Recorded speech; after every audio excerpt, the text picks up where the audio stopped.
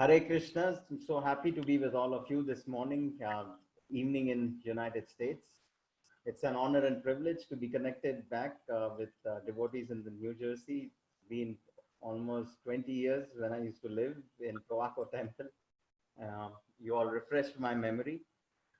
So when it comes to lifelong learning, the first personality which comes to my mind is His Holiness Tamal Krishna Maharaj.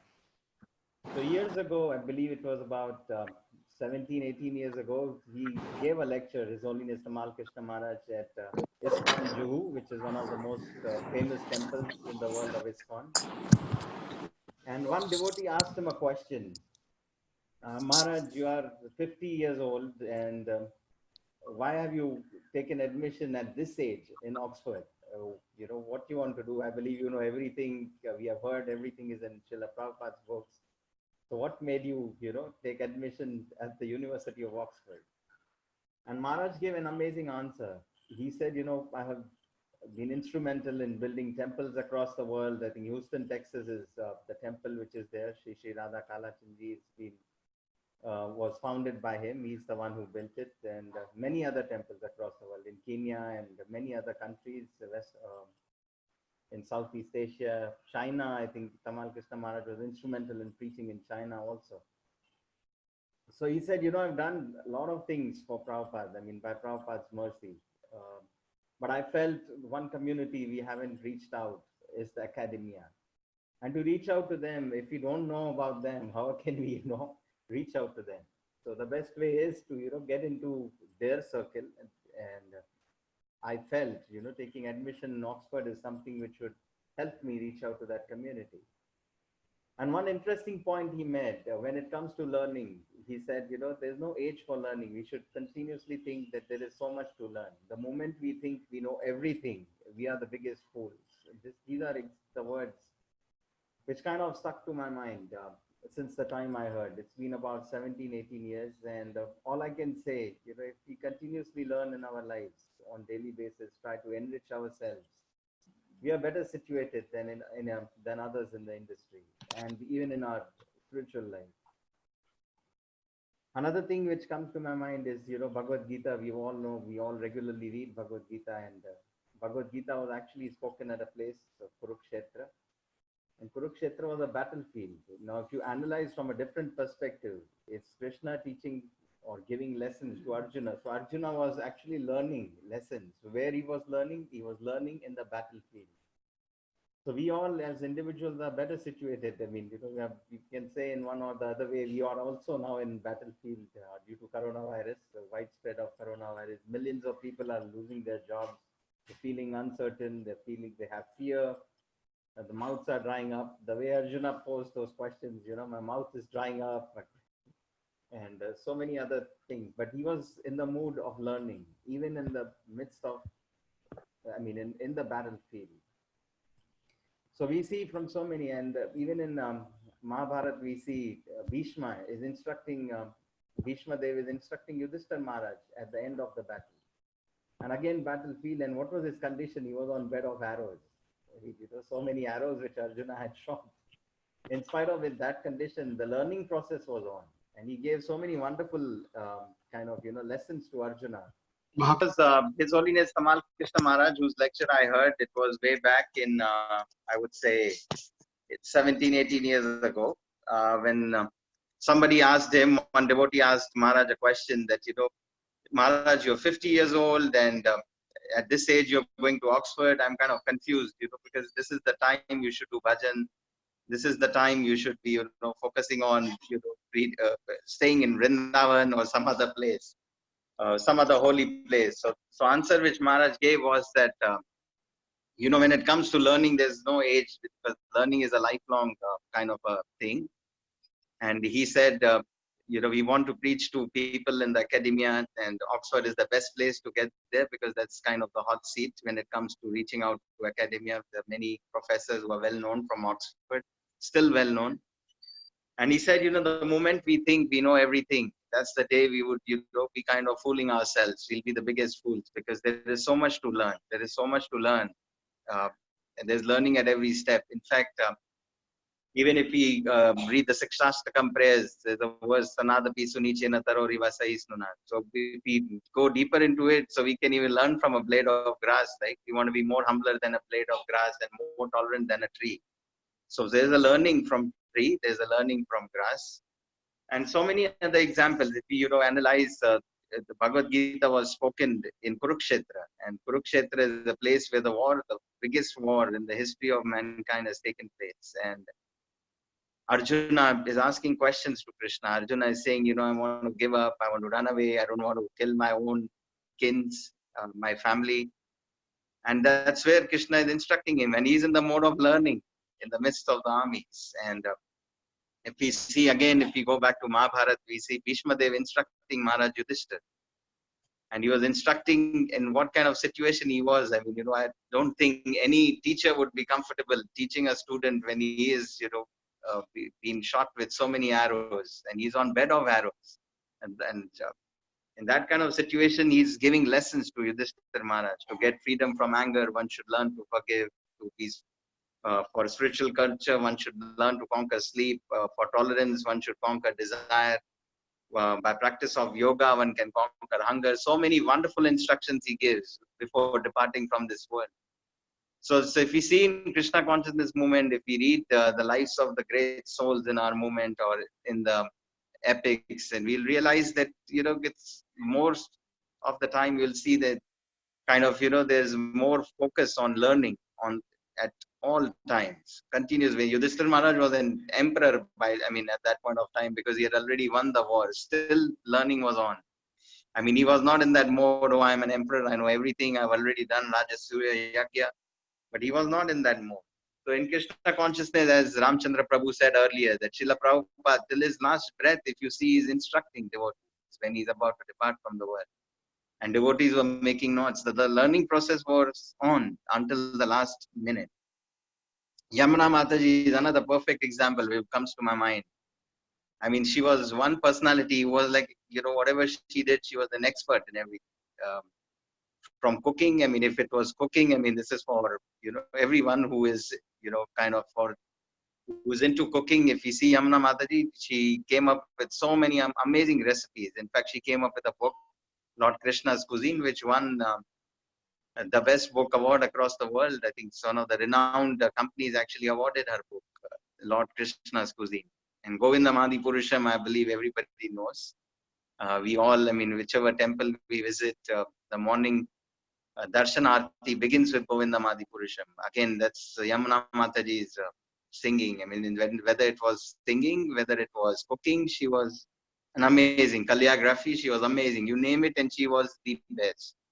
So how do we develop, attitude for learning? So few months ago, I happened to, when I was on my way back from work to home, I kind of switched on a radio station to find out, how the traffic looks like ahead. And coincidentally, at that point of time, the RJ, the radio jockey, was talking about a person named Pran.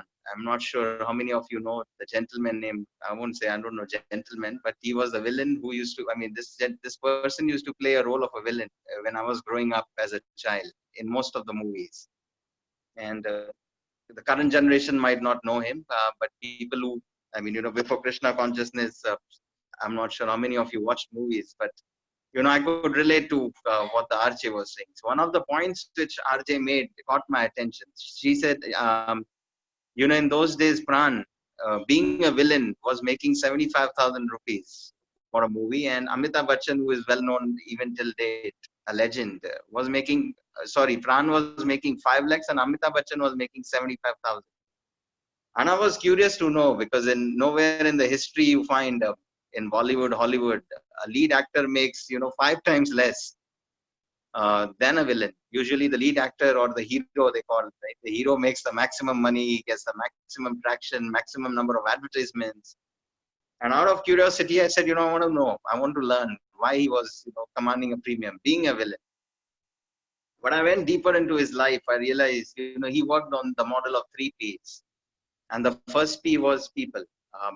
When he was working with the directors and producers, he ensured he got the right people on board. He would always look for the right people who would make the right fit. And when I heard about that, I felt, it's so important, like who we associate with, whether it work life, at times work life, we come across many people, some we can avoid, some we cannot avoid, depending on the position we are. But it's so important to be connected with right people. It's so important to be, even in Krishna consciousness, so important to, have those parameters like, am I getting uplifted by this particular person? Is he uplifting me? And if he is, then it makes a lot of sense to associate with. Because at times we end up, when people, it doesn't mean physical association. I mean, we talk about Vani association. We give importance to Vani association. And the reason being is at times, even in devotee circles, we might end up in loose talks. And time is precious. If we lose money, we can get it back. But if we lose time, that's something which we cannot get it back. At every moment, we are getting inching closer to death. We may not realize, but we actually are. So our shelf life is reducing by the day. So I felt it's so important. People plays a big role. Second, Pran was very personal with every actor who was on board. He was very personal, and that personalism helped to get the best out of every individual. In the corporate world, at times I see, that personalism is missing. People are very impersonal. One person tries to show other person down. Prabhupada at times used to say, people fight like cats and dogs. And at times in the corporate world, I find more enemies within the organization as compared to enemies in the competition. So many a times in our movement also it happens, at times we have a feeling I'm better than others, I'm doing better things than others, I'm more knowledgeable than others, I'm this than others. So that kind of creates a rift amongst people. That creates kind of, enmity amongst people. Instead of that, if we become personal to see what we can learn from others, because we all have some weaknesses and everybody has strengths. If we play on each other's strengths, if we, win each other or be personal on each other's strengths, I think we can create something wonderful. So this was something which was the second P, which I realized from his journey. The third P was premium. So in the world of movies, I'm not from the movie world, but with my limited understanding, I believe there are a lot of takes and retakes in the movie world. Unfortunately, we don't have takes and retakes in our real life, because once you do an act, once the karma is done, it's done. I mean, you cannot change it. It's done. I mean, you have to be ready for whatever the outcome is going to be for what you have done. But in his case, what he used to do, if the directors and producers said, let's move on, Pran, it's okay. I mean, the scene looks good. Pran would say, no, I want to take a retake. Let's do it again tomorrow morning. And he would do this unless, he delivers premium quality. And I felt, are we giving the premium quality to Krishna? Are we becoming the premium in terms of everything we do? Everything we do. So I just talked about Yamuna Mataji. If you see, she fits in much more than 3 Ps, I would say. I mean, very personal, people centric. If we see, I mean, 6 devotees going to London and starting a movement, Bhaktivedanta Manor, so many other things. They created a revolution. And that cannot happen unless they're people centric. And so people centric that George Harrison offered them his own apartment to live. I mean, all the devotees were living in George Harrison's apartment. He donated a temple. He gave them opportunity to sing on Apple Records. Such was the power. Personalism, premium quality. If you see Govindam Adi Purusham, I think many people, I mean, in fact, I've spoken, I'm not sure if you know Prem Sindhu Prabhu in Florida. So he said, once he was in Jude Temple, as soon as he heard Govindam Adi Purusham, he was finished. He said, wow, this is amazing, simply amazing. And he got more attracted to the movement. I don't know how many people, different people get attracted in different ways. But when he shared that, I was like, wow, it's so amazing. So how do we develop this mindset? I mean, how do we develop this mindset of a continuous learner? There's a beautiful children's book. I'm not sure if you've read. I at times end up reading storybooks of children. I have 2 kids.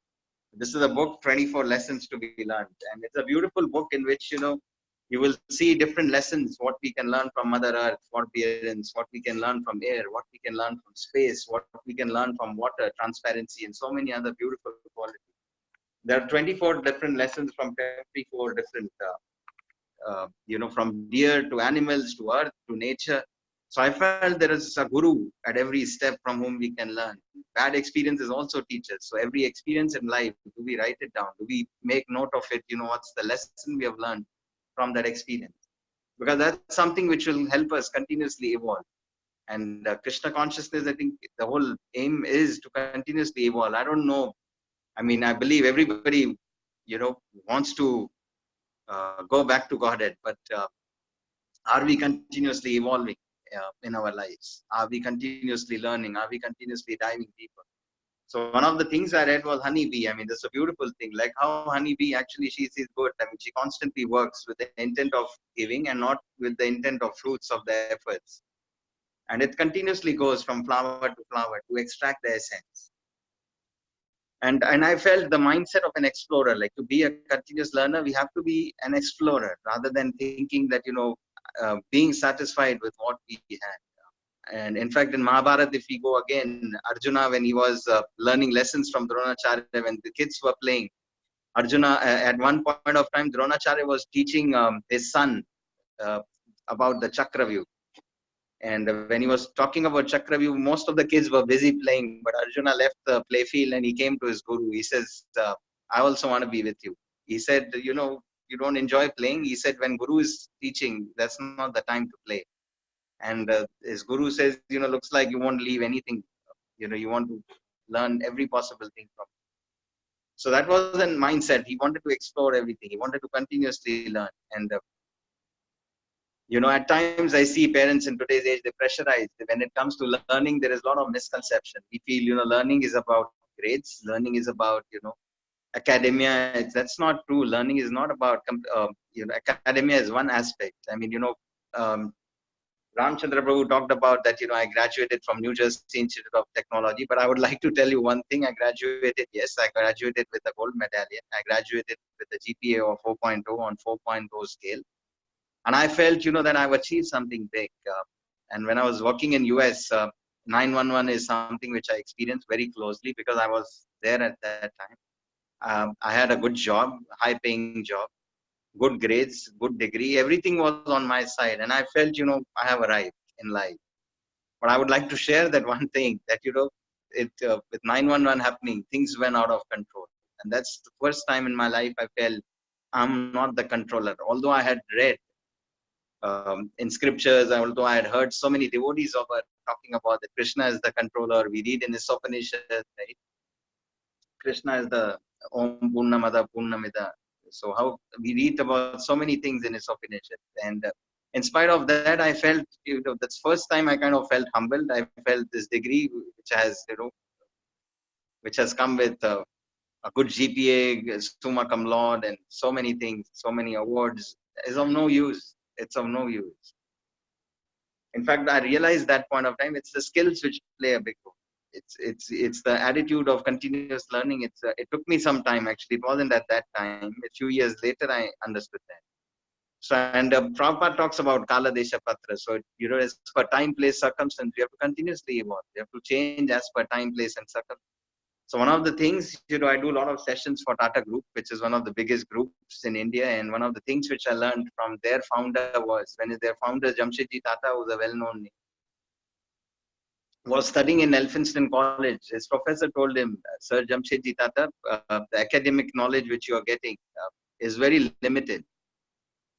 If you want to get knowledge, open your minds and you will see knowledge all around. Just step off of the classroom. You'll see knowledge at every step.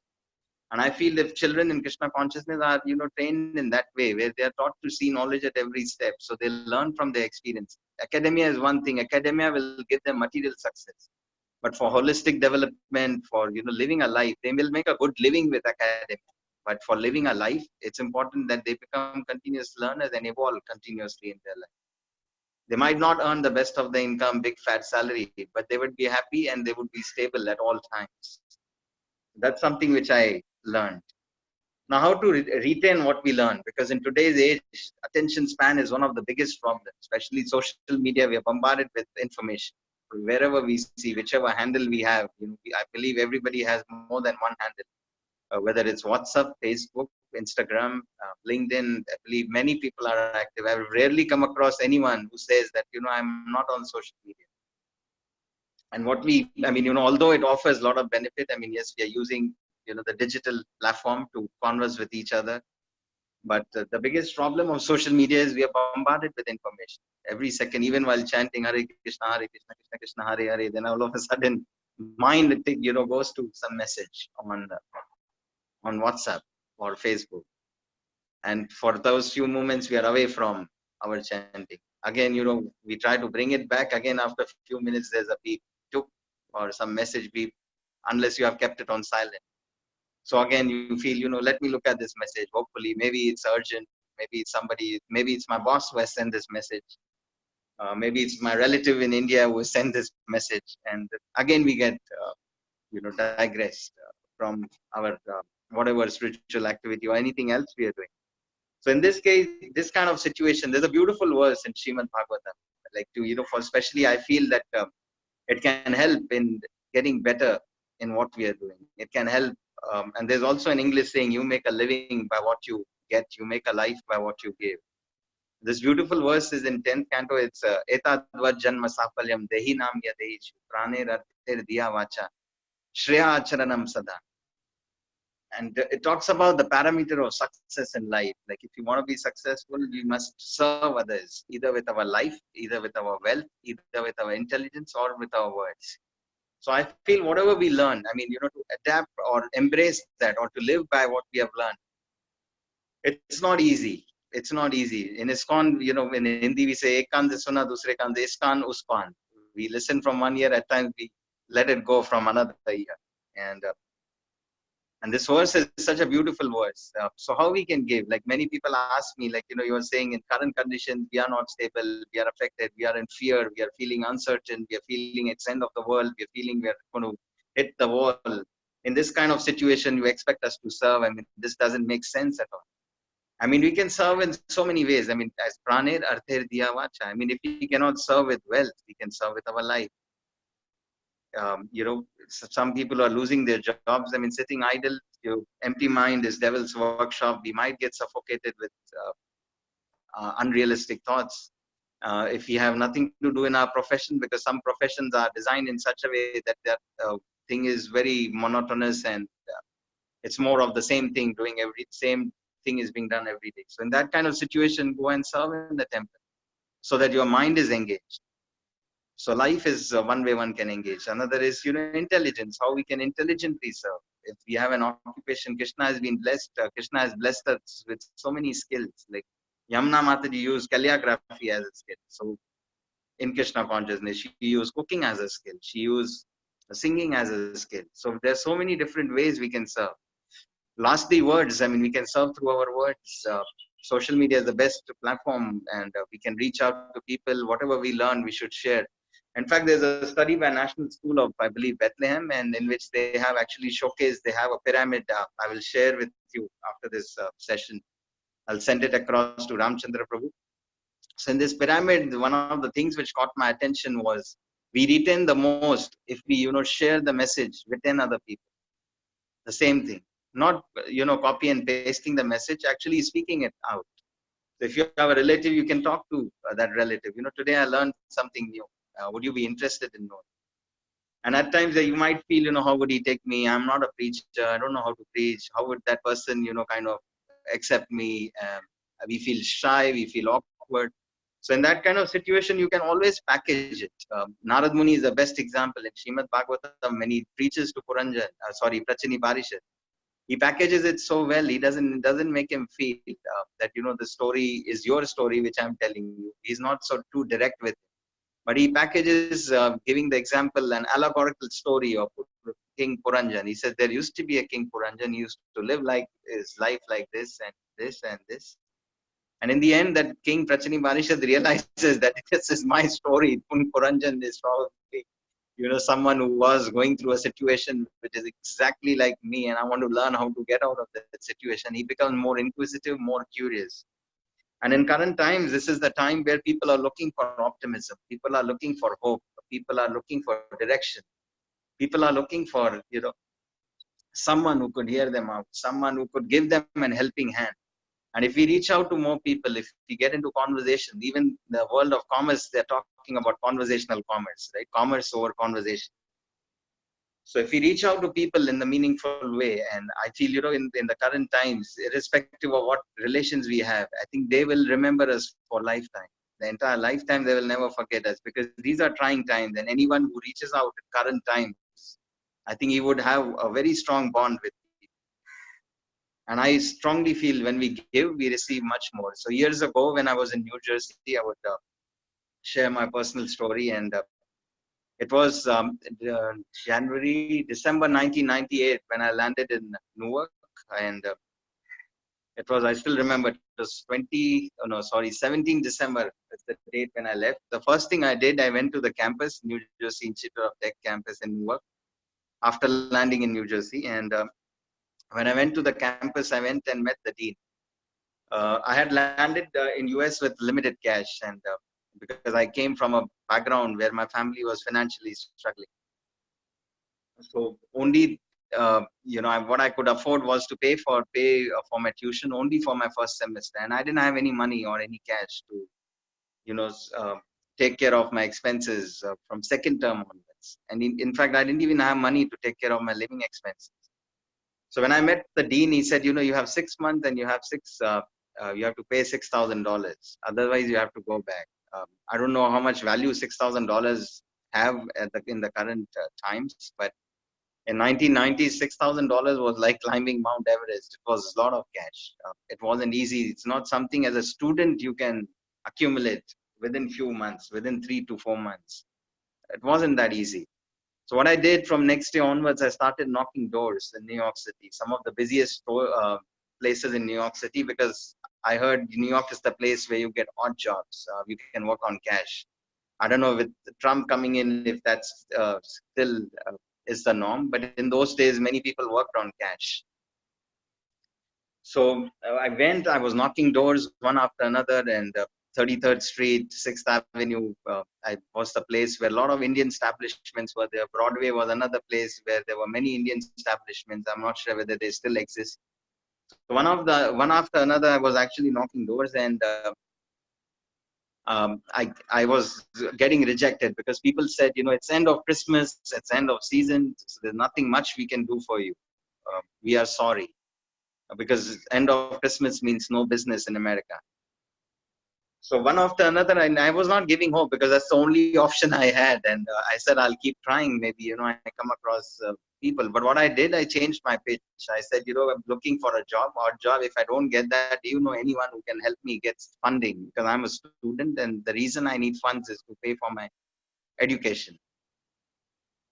And that's something which I was continuously doing. And I think it was after 7 or 8 days, I bumped into a gentleman at all 6 feet, 2 inches tall, approximately. I mean, he was, in an elevator in which even I was there. And somehow or other, I started conversing with him and I narrated him my story, where am I coming from and why I am here and what am I looking for. He heard my story, made me sit in his office. And he said, since you are coming every day, you are looking for opportunities in New York City, why don't you come and see me after 3 days? So I didn't give up hope. I said, might as well, since I'm trying. After 3 days later, when I went and met him, I still remember it was 33rd Street, 6th Avenue. And the company's name was Sita Sons. And I went and met this gentleman. And he handed over an envelope. And I didn't know what was inside the envelope. When I opened the envelope, it had a check of $6,000 US. And what surprised me the most was this money had come from an NGO to which my mother used to donate when I was a child. And it came from the same NGO. This person had connection. The NGO had a branch in New York City. And he had connection in that NGO. And that day I learned a very important lesson. When we give, we receive much more. Although we shouldn't be giving with that intention, but the process of giving works, it enriches us. We don't know at what time, we'll get enriched. And that enrichment will only help us get better. It will only help us evolve. But that's something which I learned. And since then, I had one of the things I felt since the time of coronavirus, I've felt there's great need, as I mentioned earlier, that people need optimism, people need positivity, people need, people are looking for solutions. So I thought, how can I serve everyone? Because reaching out to everyone is difficult. So I thought, I'll try and experiment with a YouTube channel. I just launched a YouTube channel last month, the Manish Advani. And I started posting few videos. I post 1 video a week, and I just share that video. through the YouTube channel. And so many people are writing, they're feeling, we feel so good, we're feeling so positive, and then they're getting connected indirectly. I mean, I'm not directly talking about Krishna consciousness because they might not be in the mood of, looking at spirituality, because at times people think why God is doing bad things to good people, why good people are suffering. So in fact, they are counter question due to lack of, understanding. So I felt, in current times, it works better. And I felt, I can serve in whichever way I can serve. I can try my best to serve as many as I can. And this one thing led to another thing. Last night when we were doing the testing, I got a call from Awesome TV, which is, I believe, pretty big in the online world. They got few millions of followers. They said, we like your concept of promoting the art of continuous learning. Can you do a show for us? So we don't know where all, we can reach. I mean, we might feel we are very small, but small people can also make a big difference.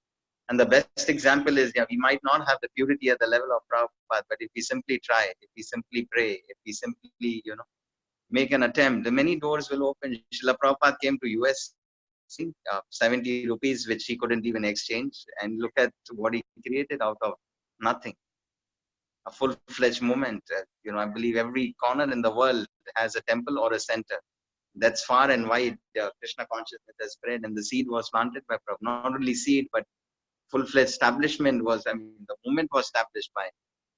So if we try, if we, at an individual level, whatever best we can do, and ultimately it's up to Krishna. Krishna actually is there to empower us, to support us, to help us, to take us further in our journey. If our intentions are right, I think we'll win in the fight of the material world.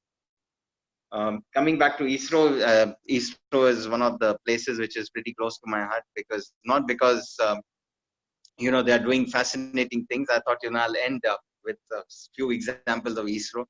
So ISRO works with a mindset how they can impact, how they can harness space technology for human upliftment. Although it might be on the material thing, but there are some beautiful lessons which I learned from them. Not many Indians and many people across the world know they impact lives of almost every citizen in India. When it comes to weather forecasting, ISRO has helped India get better in that area. Perfect example is the cyclone which came, which impacted lives of many people in Orissa. The same cyclone had come 20 years ago, which took away over 10,000 plus lives, created a huge damage, big time, crisis.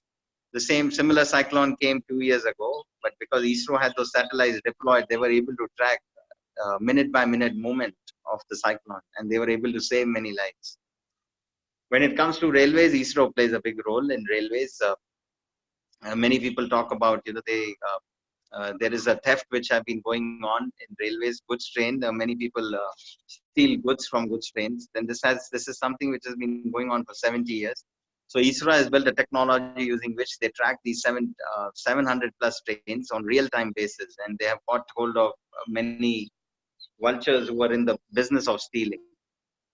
They also help our armies, our soldiers who are serving in difficult terrains like Siachen Glacier, where the temperature is -50, and difficult, harsh conditions. They experience avalanche and many other worse situations. So they have created a thin outfit, which is a very different kind of a business for them. An outfit with a thin outfit, it's more of an astronaut suit, using which a person can survive in rough terrains.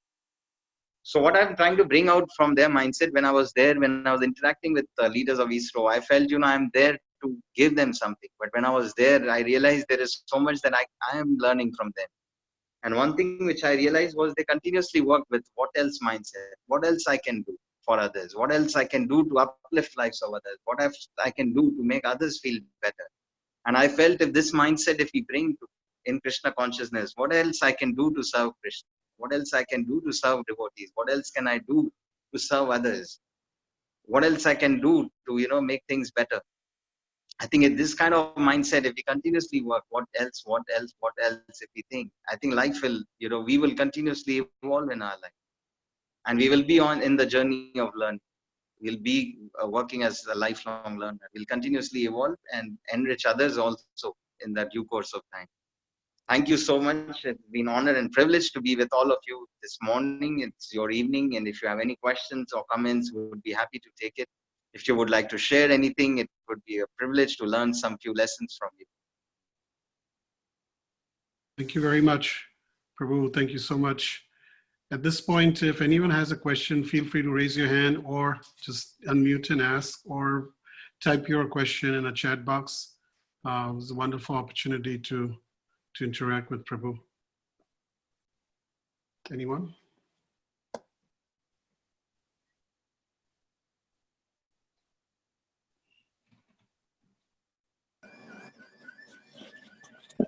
Prabhuji, I have a question that, you did masters in 1990.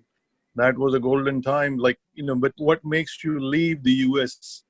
Is it like really motivate, if it's personal, please leave it. But if it's like, to motivate us to not to attract towards this materialized word, too much material. So if you share a little bit, that would be really.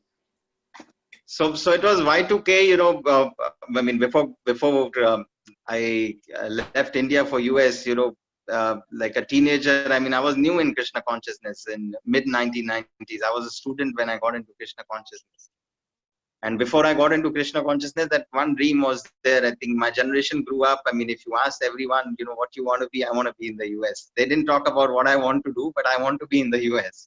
Because we felt, if we get to US, all problems are solved. Grass is green on the other side. And that's the way we looked at it. We get fascinated by the infrastructure, fascinated by beautiful cars, the beautiful apartments, and so many different things.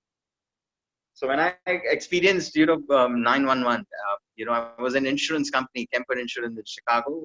It was pretty close. It was in close to Palatine, not too far from, Chicago City. And the insurance sector was the worst affected in those days because they had to settle claims in billions of dollars because of the 911 incident. And the first people they laid off were the people who were on contract, people who were on H-1B visa. Were the first ones to get laid off because we were not on the permanent roles. And that's the time when I realized, that you might have the best of the degree, you might be at the best of the place, but if Krishna wants to teach you a lesson, he can teach you anywhere. And I decided to, I thought, and the second was like my visa restricted me because I had to find another sponsor if I wanted to work for someone. And in that kind of situation, it wasn't easy to find a sponsor. So I felt, I need to be I tried my best, but I felt, nothing's kind of working out. And I felt, instead of, sitting here and doing nothing, being restricted, I want to go back to India and try my luck again. And I built some good contacts, and I used to get some work from overseas, and I used to get it done in India.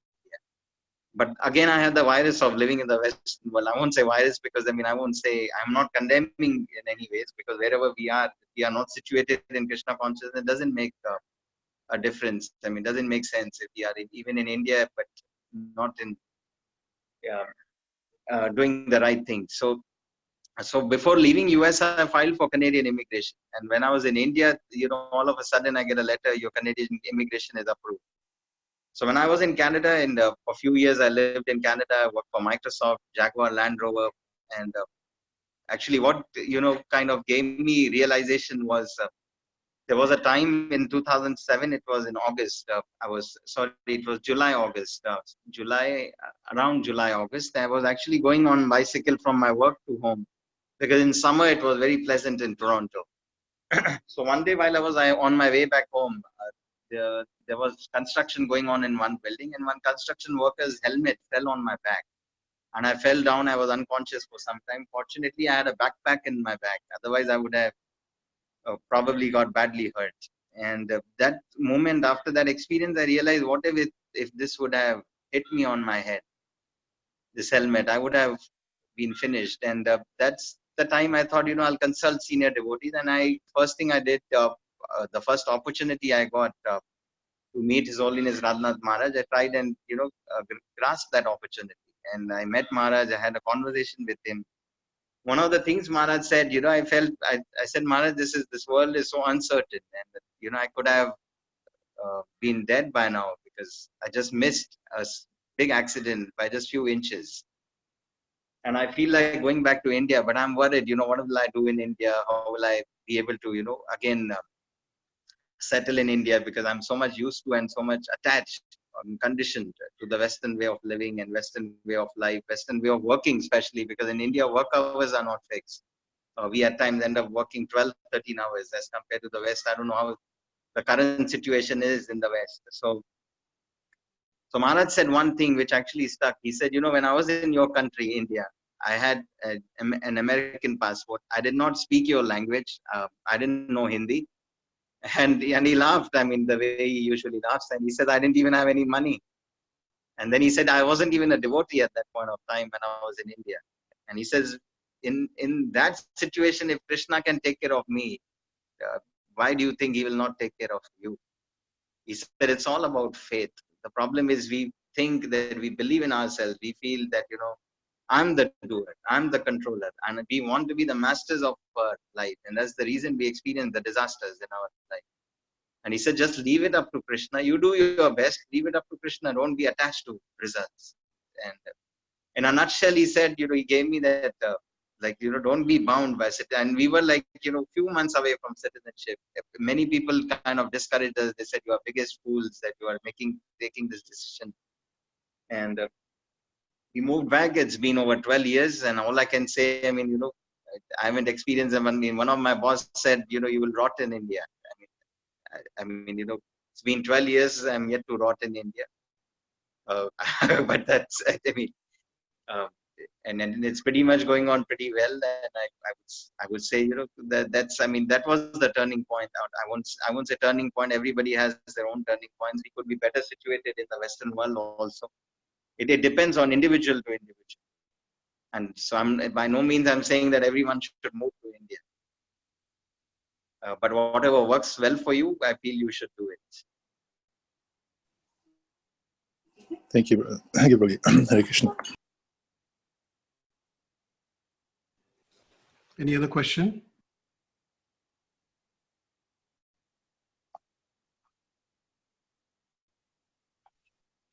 Prabhu, I'd like to ask, you mentioned about, you gave an example about how to raise your children, where we as parents focus a lot on academics, but you mentioned about practical lessons also from other things, not just books. But there's always this fear, right, that the parents have, that because what gets you a job, which eventually gets you money, which eventually settles you, starts at the academics level and then gets you in. But if I understand right, what you're saying is it may get you in, but what will take you further ahead in life is not the academics. It's what you've learned in your journey growing up. Can you just elaborate and how to handle this fear?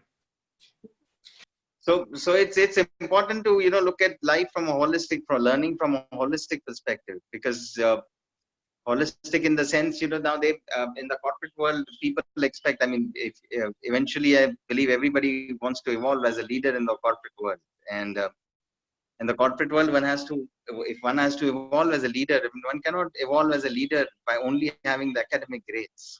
One needs to have a holistic development, and one needs to be able to gel with others. Now, how would one gel with others unless one has an explorer mindset?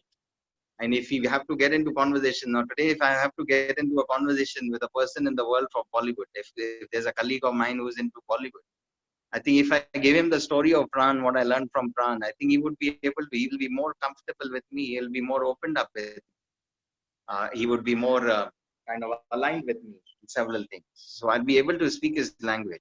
So overall development makes sense. And secondly, the learnings, as I said, the learner's mindset, the world is rapidly changing. The people are talking in the world, they're talking that we are living in the VUCA world. And this is much before coronavirus, they have been talking. Not many people understand the VUCA world is volatility, uncertainty, complexity, and ambiguity. And this is something even our Shastras have been talking about. Adi Daivika, Adi Bhautika, Adhyatmika. Miseries caused by natural disasters, miseries caused by one's own mind, one's own body, and miseries caused by other living entities. Coronavirus is a perfect example. Miseries caused by other living entities. Whoever worked on this virus in the lab or whatever that person is, it's a perfect example, which is causing untimely death for many people across the world. So if we have a holistic approach towards learning, a person, we might create a machine who is making, or money based on the skill, but the skills are also getting disrupted in today's age. I mean, what was working yesterday? I mean, how many occupations have got disrupted because of coronavirus? Hotel industries got disrupted. Airline industries got disrupted. So many industries have got disrupted. So when it comes to learning, at times people are so much fixed up that I want to do only this thing. So if they have a holistic approach, they see learning in different ways. They become multitaskers instead of being jack of, master of one.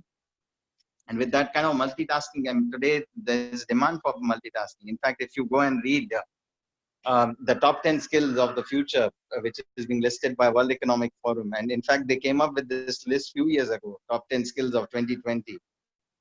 And then they talk in this top 10 list, nowhere you find academia, nowhere you find academic knowledge. It's a continuous. One is just continuous learning. Another thing is creative thinking, how creative that person is. People are talking about design thinkers today. And design thinking is all about, learning through art and stories, so many people feel, oh, art and stories don't make sense. So what do art and stories? Steve Jobs, perfect. I won't say perfect example. Steve Jobs was able to get into design because he had taken a course in calligraphy. He had taken that course in calligraphy, which, I believe many people use iPhone. So iPhone is a perfect example, which he created also, because of, having a holistic development. And he learned so many different things rather than being fixed on that academia.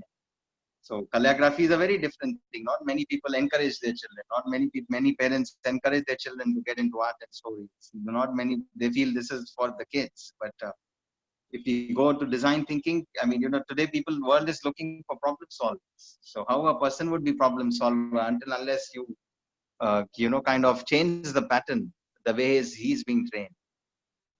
And again, going back to Etadat Janma Safalyam, when you get into solving problems on others, or try to serve others, you yourself get uplifted because the lessons you learn from that journey, or the experiences you have from people, from different interactions with people, it's going to only uplift.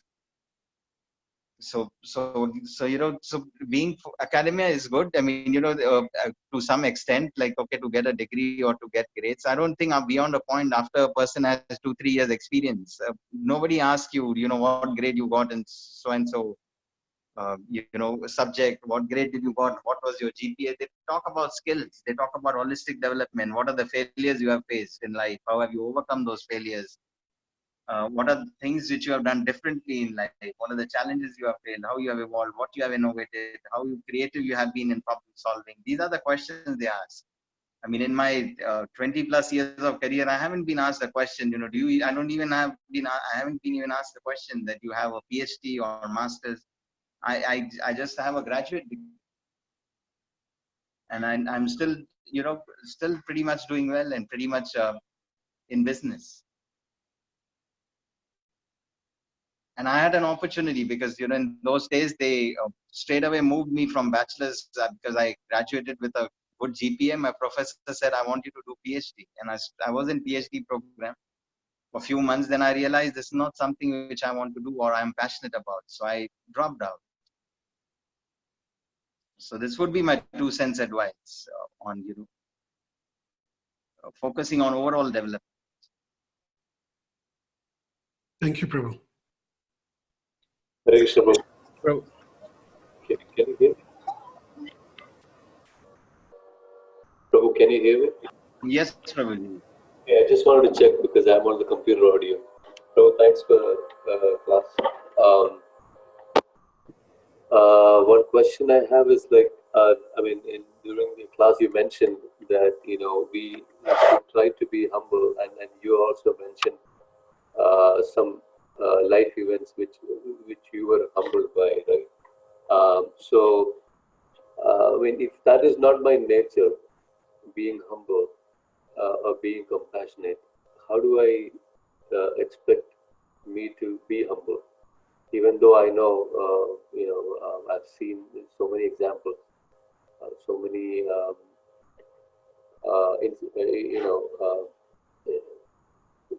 incidents and stories as well. So how do I practice? I mean, you know, even though I've seen many, have many incidents or experiences where I could be more humbler and more compassionate, but still, maybe I did not become enough. So how do I get to that point? So there's another. So at times, people get humility is to it has got nothing to do like continuously bow down or I am right, I am wrong. Humility is to do the best thing for Krishna, and it is like you have to act. I mean, the thing is it's very difficult to practice because our ego comes in between. We feel we know a lot. We feel we are something. We are better than others at times, and Prahlad Maharaj is an amazing example that he was so humble when it came to dealing with his father. His father was Hiranyakashipu. He was humble. At the same time, he was firm on what he believed in. He was firm on his principles. He never gave up on what he believed in. At the same time, he was humble. So he had the knowledge. He was more knowledgeable than his father. Uh, but he never showed that I am better than you. I am more. He was always humble. He was always in that mood of humility. So in day-to-day lives, we come across situations wherein at times we feel we are right. We feel the other person is wrong. But what matters is the mood. Like be humbly present, and then we leave it out. There only. I had that thing like one example comes to my mind is one of the companies I worked for, and the thing was we were going through a rough phase, and the boss said, let's send out an email to all the customers. Let's send out an email to all the customers that we are with you and blah blah blah. And that was only lip service. I said, it doesn't make sense. I mean, why to get into that lip service?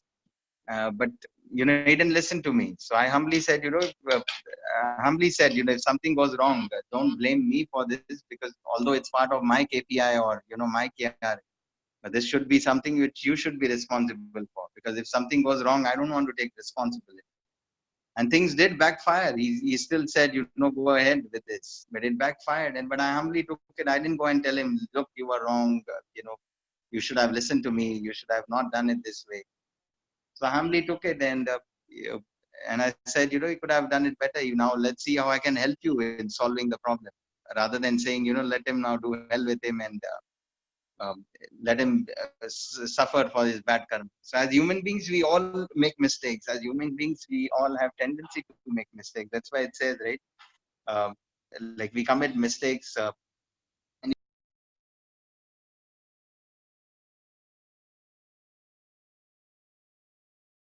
You're on mute, Prabhu. If we look at good in others, then I think we would be humble rather than thinking that I'm better than him. Instead of that, we will start learning from that person. We will start taking a humble seat in it. So that's the reason it's important. Like if we see Guru in all around us, the 24 Gurus which I talked about Earth, it's not limited to those 24 Gurus. When we see Guru, we can see Guru in our children also. The other day I was playing Monopoly with my son. It's a famous game, and I was losing, and I saw my son actually. He started like I was actually bankrupt in that game, and he won. And after some time, he said, he started crying. He says, I cannot see you as a loser. I cannot see you in this condition. And he gave away half his wealth. He said, it's all yours because you're my father. But from that experience, I learned, the power of love. Love is such a powerful thing in life that the person is willing to give is half the thing what he has. So even kids can teach us at times some beautiful lessons. And it kind of humbled me at that point of time. I saw him as my guru that was teaching me that it's so important to share what we have with others rather than keeping it up to ourselves.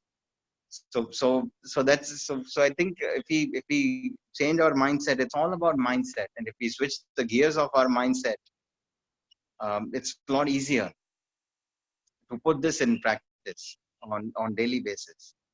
And we can even learn in India. We have the culture where somebody comes and delivers milk, and although I talked about Pran, I talked about personalism, I talked about premium, but I would like to confess, few years ago, I mean, I still remember, I'll never forget this. This milkman didn't come for 2, 3 days, and my wife said, can you look for him? And I asked somebody, did you see the milkman? He says, what? There are so many milkmen who come to our society, but who was that person who you are looking for? So I asked my wife, do you know his name? She said, I don't know his name. And he's been coming to our home for 10 years, and we don't even know his name. I was shocked. We felt ashamed. And next time when he came, the first thing we did, we asked him his name, and I felt personalism is so important.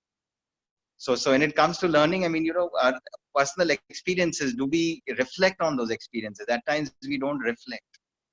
That's the biggest problem. If we start reflecting, then we start, becoming humble. Oh, I should have done this better. I made this mistake. And again, going back to World Economic Forum, they have this thing, which is the top 10 skills. One of the skill is critical thinking.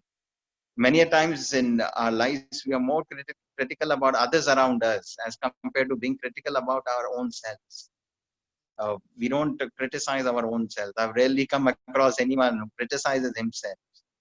And by criticizing, I'm not encouraging that you start condemning yourself, because at times when we get into that path, we at times end up being feeling inferior, which actually leads to lack of confidence, and it can affect our morale in big way. By no means I'm trying to say that, but from learning perspective, we should, reflect on all the actions we take. In earlier days, people used to write in the diary what are the situations they experienced on daily basis and what they learned. And nowadays it's good. We all have our handsets, and I try to record in our handsets. So I have Samsung Notes. I try to make notes of what I learn on daily basis. I try to reflect on where I could have been better.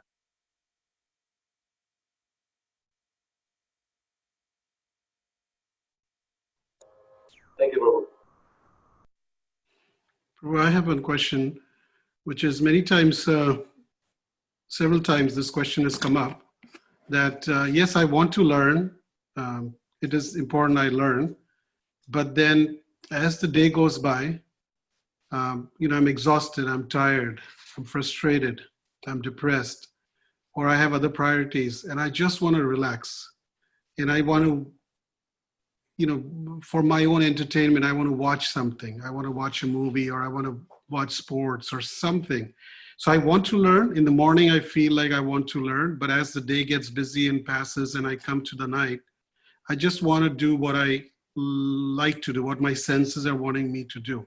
And then I miss that opportunity to learn, to study Bhagavad Gita or hear a lecture. I know I have the time, I can make the time, but most of the time my other desires take over and I'm not able to invest time in learning. What would you say to them?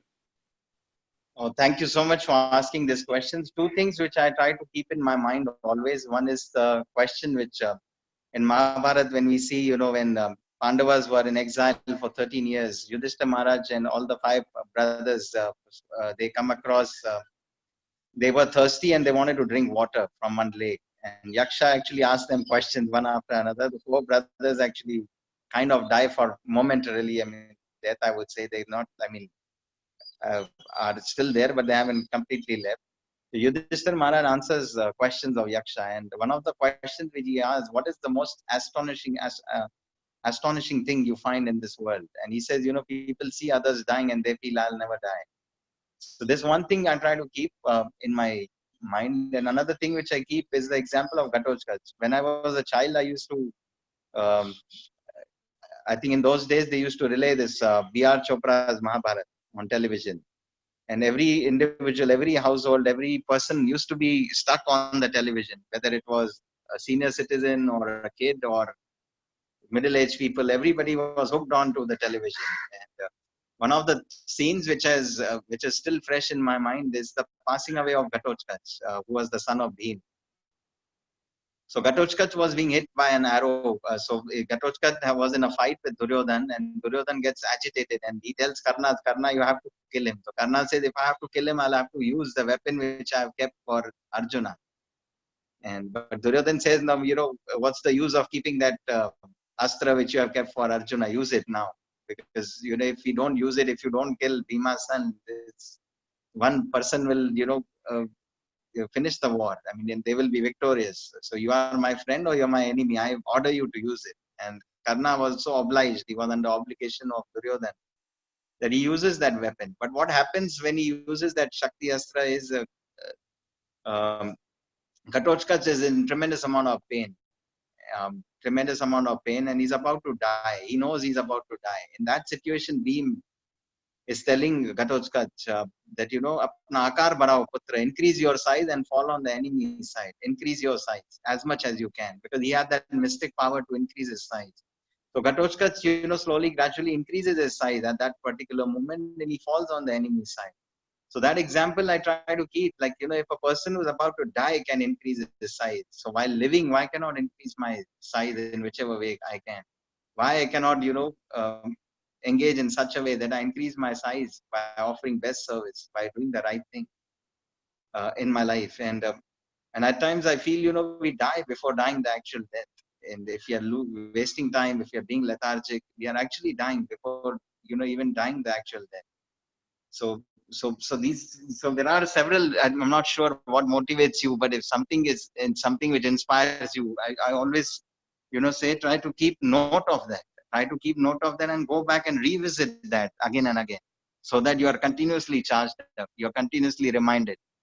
So that's something which in a small way I try to do to continuously help myself evolve and try to see that I don't want to die before actual death.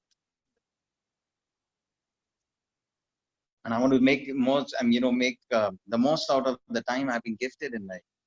And I want to be the serial investor in my life. A serial investor means like not like like we have Mukesh Ambani in India. He's a serial investor. By serial investor, I mean like investing our time very wisely every moment. Are we getting an ROI in every moment in life? Yes, you might watch something, but what are you getting in return? If you're not getting anything in return, if you are not getting uplifted by watching that particular thing, it's a waste of time. It's a waste of time. So in the world which I am, like I do a lot of sessions for companies. At times I have to watch some movies, but before that I make sure I review and ask 10 people what are the lessons you learn from that movie. And only if that makes sense, I watch that movie, take some examples from that movie, and I share it with people. But from that perspective, because in my profession it's required, but otherwise, it's a waste of time sitting few hours in front of an idiot box. And same way, music and many other things. I mean, if you are deriving lessons, if it's only helping us, progress, be progressive. So it's an investment. Otherwise, it's a liability. So even in travel, I mean, many people like to go for vacations, and I pick my vacations, what we do in our vacation time. So if we go with our kids, can we visit certain village? Can they get to interact with villagers? Can they learn simplicity during those vacations? Can they learn some values which those values which are difficult to be taught in the life of a typical city boy. So what they can learn. So even the vacation we turn into kind of an ROI perspective. Can I get an ROI from? So if you think like investors, you will make the most out of your time. Those 24 hours, how I can maximize the ROI? By being a serial investor, investing my time in those different buckets, which will only, give me a better return. Thank you, Prabhu. Hare Krishna, Prabhu. Dandat Pranam. Dandavat, Prabhu. Prabhu, I have one question. Like we have many ISKCON centers. I have been hearing from many parents, or generally even we also think like we have very less gurukuls, like where the where the academic education and spiritual culture is taught. So, what are the challenges we have in ISKCON? Why we are not able to come up with these kind of gurukuls, so that will be helpful for everyone. Because currently everyone is thinking about the kids' future, or we have been seeing that how things are there in the outside world. People are addicted to drugs, or drinking, or many things are happening. So parents have that kind of feeling. So if you can, if based on your experience or whatever is it, if you can help us, it will be great, Prabhu. Sure, Prabhuji. I mean, this is something which is a common problem which I've seen across. I mean, even in Canada, I mean, in those days, even 15 years ago, this was a problem which was there. I mean, drugs was one of the biggest problems. And there were children who at times, became anti-ISKCON. They didn't want to do, they had nothing to do. Although then as a child, I mean, I've seen some kids, I've even seen some kids, and I've also heard about some kids, I mean, whom I know, who were fully into Krishna consciousness. They would play Mridanga, they would sing Narsingha Devarti, they would do practically everything what parents wanted. And after some time, if you see, they're completely anti. They don't want to do any of those things. So there's a saying, it's a village, it takes a village to raise a child. Raising a child is not something which is, can be done in a school or close, or so whichever place the child lives, he starts, kind of absorbing what he sees in the environment or the neighborhood he's growing up. So all it depends, how much what kind of association he has. Although we don't have centers, but is the child connected with other devotee children in the community? Does he have those best friends in the devotee community? And if he doesn't, it's try and find those, because that helps in big way. And the lockdown has been a benediction, because there's so many classes going around, going on almost every second day. So I see, I have some good friends in devotee community, and so my child interacts with the other children on Zoom and other places. Every day he's on some or the other program, continuously doing something or other.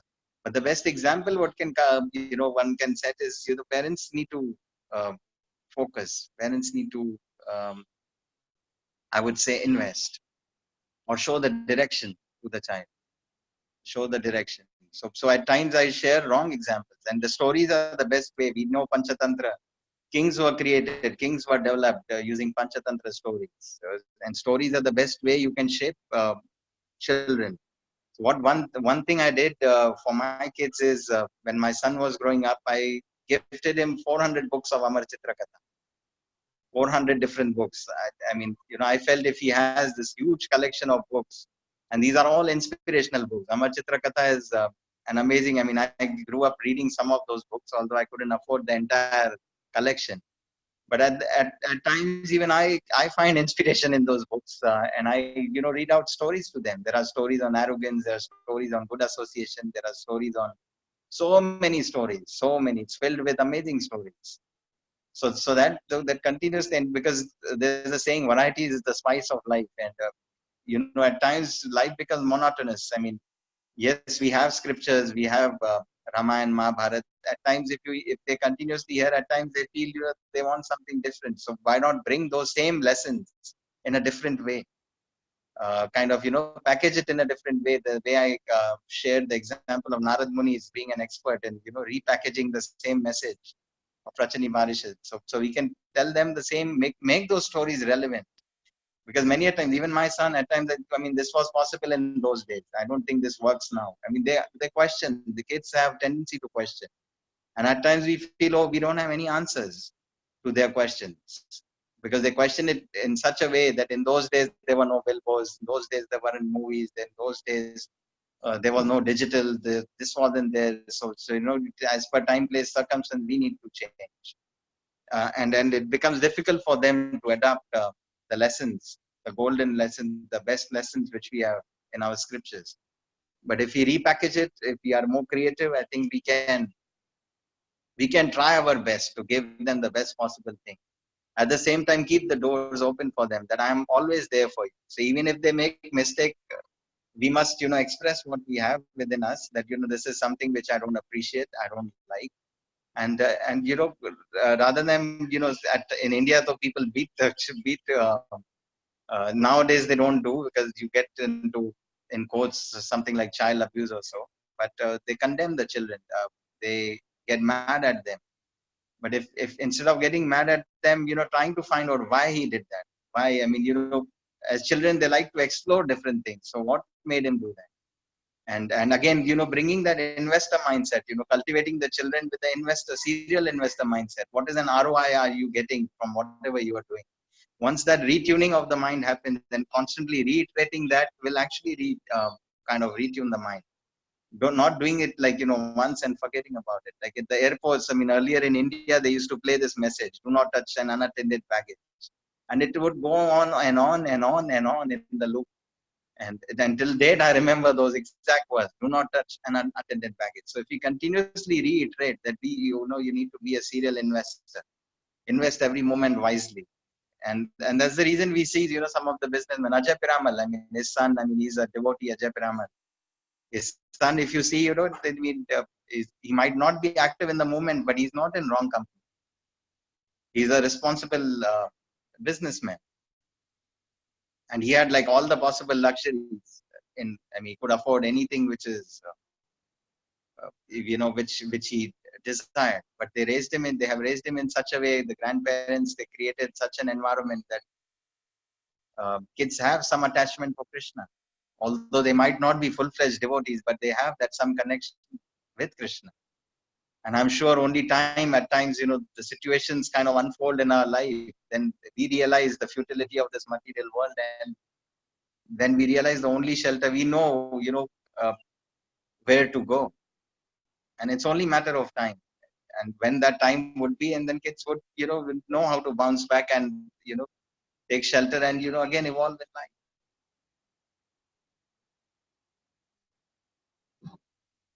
Thank you very much, Prabhu. Most welcome, Prabhu. Hare Krishna, Mahaprakash Prabhu. This is Madhavi Sita. Nice to see you amongst all of us. I Hare have Krishna. 2 questions really quickly. You're a social figure now in India, and spiritually also we have so many responsibilities. So how do you balance your life, with your family, outside your work and spirituality?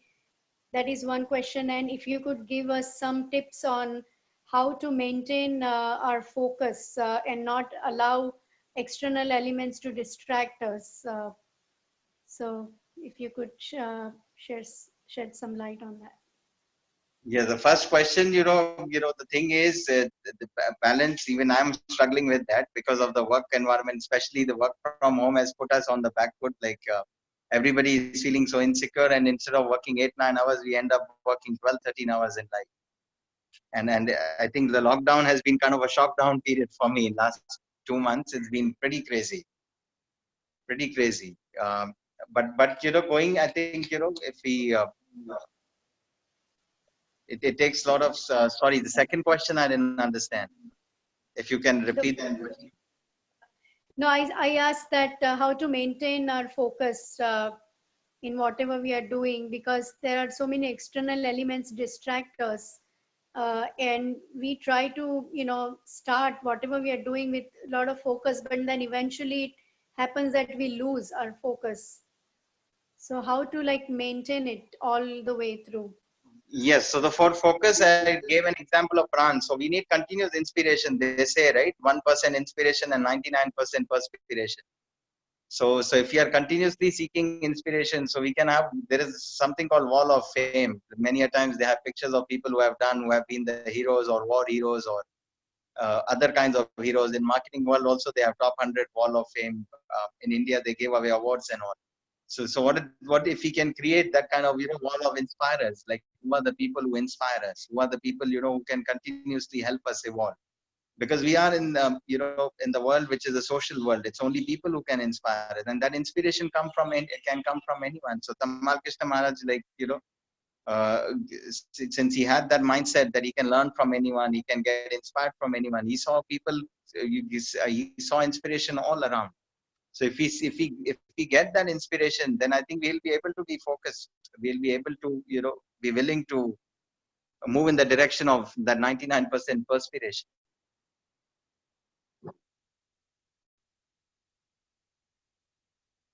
And I think the Martin Luther King has a famous quote. I'm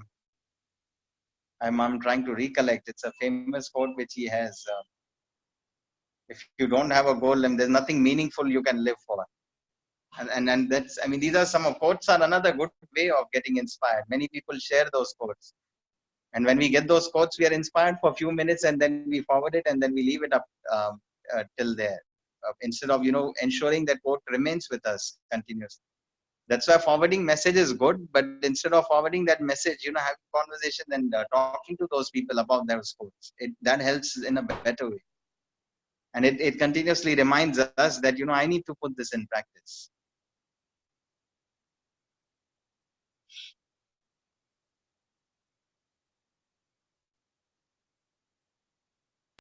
Thank you. Most welcome. Any other question? Hare Krishna, Prabhuji. Hare Krishna, Madhuri. I have a question, like this time of crisis when we, look deep and look at the news outside it can get so depressing. How would Krishna want us to respond? Like along with the Whatever coronavirus little we have learned in Krishna consciousness, this is the testing time. We need to put that in practice. Because it's easier to quote different slokas, matras, vastas, tapontya, sitoshnas, sukha, dukkada, agama, paino, nityas, tams, titikshashva, bharata, right? Bhagavad Gita, we read about this quote in chapter 2, I think 12th or 13th verse. This material world, we experience different, it's like, summer and winter season. So don't be kind of baffled by the change in different seasons or different situations in life.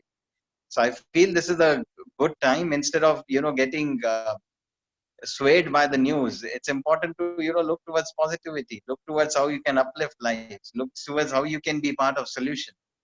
And same thing happened like in 2016. The place which I live is Chembur, few kilometers away from a place known as Devnar. There was a big big fire in the garbage dump. It's one of the biggest garbage dumps in Asia, and it had become world news. I don't know how many of you recollect in 2016 January, Mumbai city was in the news around the world because of the smog, which lasted for a few weeks. And the smog had affected, the poisonous gases were emanating. It had affected lives of children. In fact, it affected my son's health also. For a few years, we moved away from where we were living. And that's the time, I had three options. One was to protest, like many people protest against the government. I believe in the West, I've heard people protest, open the lockdown. Some are against the lockdown.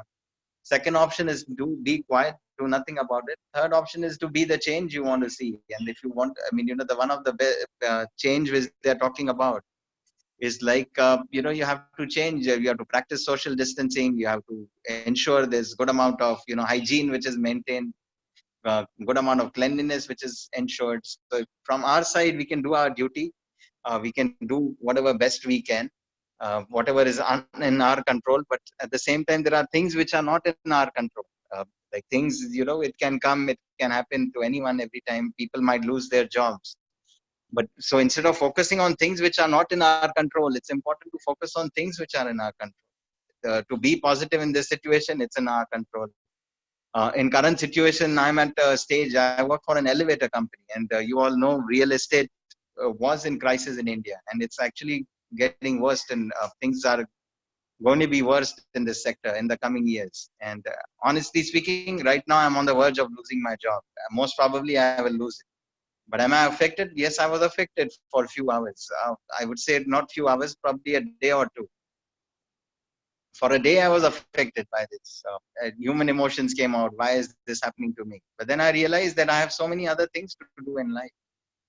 I need to move on rather than, living in the past. I mean, this is my past. I started, the biggest problem is we get into difficult situations is because we are too attached. So till the time I was too attached to this job, it's a big fat salary, the perks. So it was something which was hurting me. The moment I started detaching from it, it doesn't hurt anymore. And in fact, now I'm so positive and I'm so happy that, so many things which I wanted to do, some were at personal level and some were, for the moment, is that something which I will be able to do now, which I was not able to do until this point of time. It's always how you look at the glass, half full or half empty.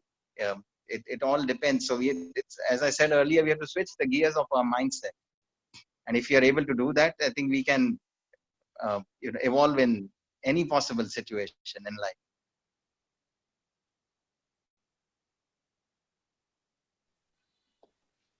Thank you, Prabhuji. Okay, I hope I was able to answer your question.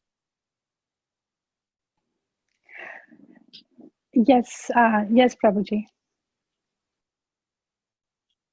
anybody else? Okay. So I see, I think Vijay Prabhu is going for it. Hare Krishna, Prabhuji. This is Vijay. Hare Krishna, Prabhu.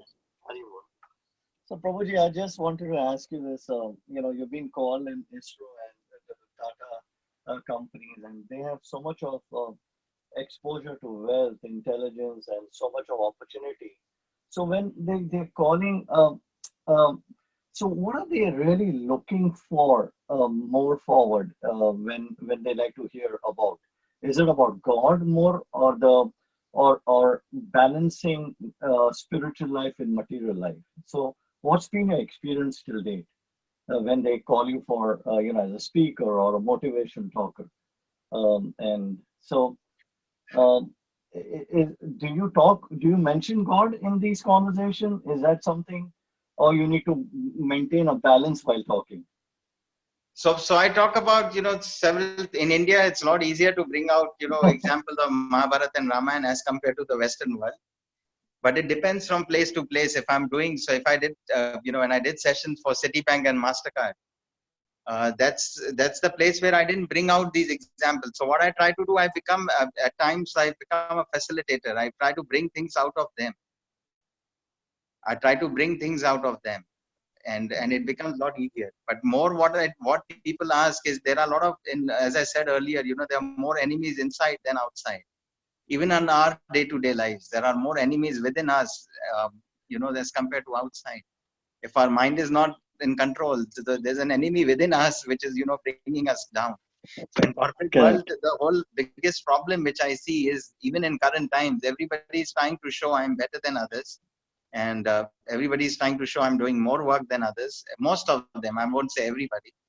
And they're trying to show that, and at times they CC 100 people I see on emails. So that, they feel they are scared that they might lose their job. So if they are in good books, they feel, their job will be saved. So not everybody knows how to do that. So when I was in ISRO, now there are many people who work on different missions. So ISRO is like divided into different compartments. And some work on the Chandrayaan mission, some work on Mangalyaan mission, some work on a mission to uplift lives of fishermen, some work to uplift lives of people who are in agriculture.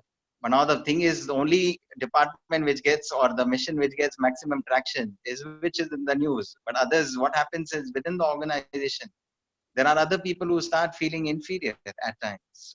Many a times it happens. So how do we help, ensure that, people at all levels and different missions are always positive? How do we break that barrier? Is that, looking at, is what you are doing. So creating a culture of appreciation, like, within the organization, promoting that appreciation, that start looking good in others, become like a honeybee. So these are something, so it's become Saragrahi, where you see. So we talk about these things in Krishna consciousness also. So there we have to, again, becoming like, or, following in the footsteps of Narad Muni, repackaging the whole thing. Correct. Same message, in a different form. And they say different shloks to different folks. So it's all about repackaging, creative. I mean, there's a saying, as you sow, so shall you reap. I mean, we are talking about law of karma there, right? So if we say law of karma, you become spiritual, you are, they say that you are part of a cult. But if you again use an English quote, as you sow, so shall you reap, then you are no longer part of, you are a secular, you are giving that message in a secular way. So whatever works, I mean, the purpose is to meet, like, and when Prabhupada sent people to Russia to preach, to China to preach, they didn't go in devotee clothes. They went in karmi clothes, they were underground. as per the situation they operated, they changed themselves as per the situation. They would secretly go in hushed voice, they would preach Krishna consciousness. And I'm not sure if you've seen the movie Salted Bread. I mean, years ago, I think Niranjan Maharaj had given us a copy of that CD of what devotees go through behind the Iron Curtain. So, and you know, it was a good learning for me that you have to change. In Los Angeles, I remember, you know, one time when I was in Los Angeles, and these devotees have a very professional way of going for book distribution. And all of a sudden, you know, a monkey like me gets up and he says, you know, they said, you can't come to a certain amount of training, only then you can join us. So that.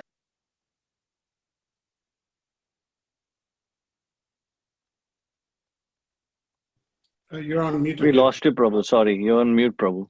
Yeah, sorry. Yeah. No, we Okay. can't hear you. Sorry. Yeah, So Los good. Angeles Yeah, is yeah. one of the most Correct. busiest places. Correct. So you have to go through a certain amount of training before you can go on a book distribution drive. And they Correct. train you how to, you know, deal with those people, how to be secular, or, you know, whichever ways you can go, how you manage, because the airport authorities catch you, how you manage them. So many of these things, they train devotees before they go on ground. It's not anyone can go. So training plays a big role. So how do we train ourselves so that we can customize ourselves as per the individual at the other end? And today people are talking about hyper personalization, customized approach. We want customized service. Because of digital, we also, as a consumer, we have expectations from where we buy. Amazons and all, I mean, you know, they give you doorstep delivery. Convenience is another thing which we look at. So are we listening to what other people want? Are we listening to, you know, and accordingly packaging or repackaging whatever we have? And I think that's something which works wonders, speaking their language. Yeah, thank you very much, Prabhu. I'm just trying to, see how do we fit our Krishna consciousness in the material world when you're in the front line, you know, in any form, whether business or being a doctor, engineer, or speaker, you know. So appreciate the input. Thank you, Hare Krishna. Yeah, Most welcome, Prabhu. thank you.